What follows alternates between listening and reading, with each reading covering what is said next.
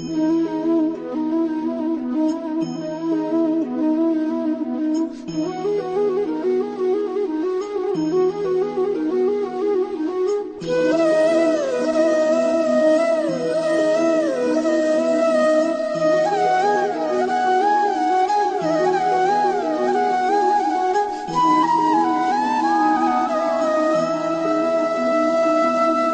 সবাইকে, তারাপীঠের ব্লগে তোমাদের প্রত্যেককে আরও একবার স্বাগত জানাই।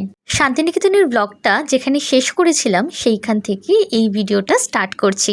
তাহলে চলো শুরু করা যাক। মালদা ইন্টারসিটি এক্সপ্রেসে চেপে শান্তিনিকেতন থেকে আমরা রওনা দিয়েছিলাম তারাপীঠের উদ্দেশ্যে। টোটো থেকে নেমে মা তারা সরণিতে ঢোকা মাত্রই আমার মনটা ভীষণ খুশি হয়ে গিয়েছিল। অপেক্ষা করছিলাম কতক্ষণে মায়ের দেখা পাবো এইটা ভেবে। দেন আমরা হোটেলে চেক ইন করে নিলাম। আমরা এবারেও ছিলাম গতবারের মতো হোটেল সংগ্রামে। অ্যাকচুয়াল গতবারের আমাদের এক্সপিরিয়েন্স ভীষণ ভালো, সেই মতো এবারেও আমরা ওনাদের হোটেলে বুক করেছিলাম। এবারেও আমাদের সিমিলারলি একই রকম এক্সপিরিয়েন্স হয়েছে। সত্যি হোটেল সংগ্রামের হসপিটালিটি, ওনাদের রুম সার্ভিস সব কিছু নিয়ে জাস্ট কোনো কথা হবে না।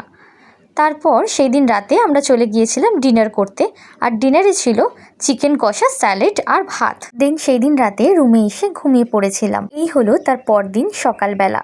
রুমের ব্যালকনি থেকে সামনের দৃশ্যটা খানিকটা এই রকম ছিল। তারপর আমরা ফ্রেশ হয়ে একটু চা খেয়ে রেডি হয়ে নিয়েছিলাম বেরানোর জন্য। আমি সেই দিন এই আউটফিটটা পরেছিলাম। সেদিন আমাদের প্রথম ডেস্টিনেশন ছিল তারাপীঠ মহাশ্মশান।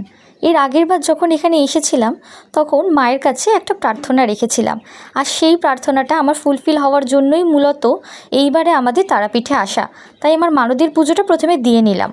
তারপর গিয়েছিলাম এখানেরই একটি দোকানে ব্রেকফাস্ট করতে। এখানের মিষ্টিগুলো যে কি প্রচণ্ড লোভনীয় লাগছিল, সাথে হিঙের কচুরি। আমি যদিও কচুরি খাইনি, কেবল একটা মিষ্টি খেয়েছিলাম, আর তার খানিক পরে একটা ডাবের জল খেয়েছিলাম, যেটার ক্লিপ আর নেওয়া হয়নি। তারপর আমরা আবারও একটা টোটো বুক করে চললাম বামদেবের গ্রামের উদ্দেশ্যে। চারপাশে এত নিস্তব্ধ কোলাহলহীন প্রাকৃতিক পরিবেশের মধ্য দিয়ে যেতে বড্ড ভালো লাগছিল। দেখতে দেখতে আমরা পৌঁছে গেলাম বামদেবের জন্মভিটেতে। তবে এখানে যেহেতু একেবারেই ক্যামেরা করা অ্যালাউ নয়, তাই জন্য আমি এর ভিতরের কোনো রকমের কোনো ক্লিপ নিতে পারিনি। তারপর রুমে ফেরার আগে আমি দ্বারকা নদের সামনে দাঁড়িয়ে বেশ সুন্দর সুন্দর নদের কয়েকটা ক্লিপ নিয়েছিলাম। তারপরেই চলে গিয়েছিলাম দুপুরে লাঞ্চ করতে হোটেল লোকনাথে।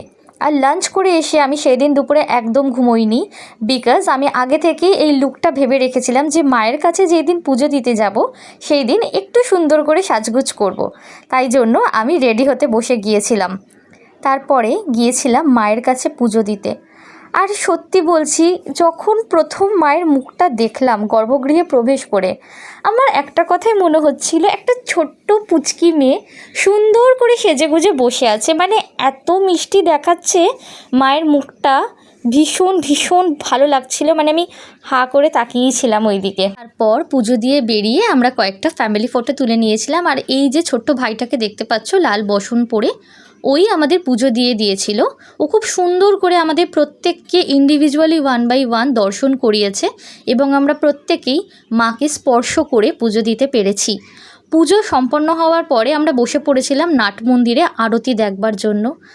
আর এই সময়টার কথা ভাষ্য প্রকাশ্য নয়। চারিপাশে শঙ্খর ধ্বনি, উলুর ধ্বনি, ঢাকঢোলের শব্দ, সাথে হাজার হাজার মানুষের সাথে একই সাথে বসে মায়ের আরতি দর্শন করবার যে অপূর্ব অভিজ্ঞতা, তা ক্যামেরার লেন্স কখনোই জাস্টিফাই করতে পারে না। আমি যবে থেকে শুনেছি প্রসাদ স্বরূপ মাকে ফরেন লিকার অর্পণ করা হয়, তবে থেকেই আমার ভীষণ ইচ্ছে এটি একটিবার হলেও চেখে দেখার। বিশ্বাস করো, সেদিন আরতি চলাকালীনও আমার এই কথাটাই মনে হয়েছিল যে কাশ একবার যদি আমি টেস্ট করতে পারতাম।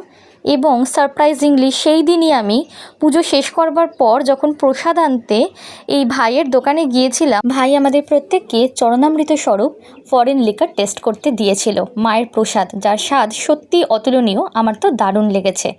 তারপর রুমে ফিরে ঘুমিয়ে পড়েছিলাম, কারণ আমি প্রচণ্ড টায়ার্ড হয়ে গিয়েছিলাম। দেন রাতের বেলা খেতে গিয়েছিলাম, আর সেই দিনকারের ডিনারের মেনুতে ছিল পাতলা করে বড় বড় আলু দিয়ে মাটনের ঝোল, আর তার সাথে স্যালাড। এই তো ছিল আমাদের ডে 2 এর গল্প।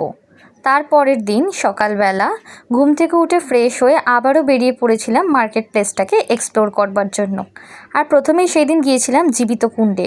আমি তো গিয়ে জাস্ট অবাক, দেখো মায়ের মন্দিরে পুজো দেওয়ার লাইন জীবিত কুণ্ড পেরিয়ে গেছে। তারপর জলখাবারে খেয়েছিলাম লুচি আর ছোলার ডাল। তারপরে আমি আরও একবার নাট মন্দিরে গিয়েছিলাম, কিন্তু সেই দিন প্রচণ্ড ভিড় থাকায় আমি আর খুব বেশিক্ষণ ওখানে থাকিনি। তাই ফেরার সময় আমি দুটো ফুল নিয়ে এসেছিলাম একটু ফটো ভিডিও করবার জন্য। তারপরে রুমে ফিরে খানিকক্ষণ রেস্ট নিয়েছিলাম।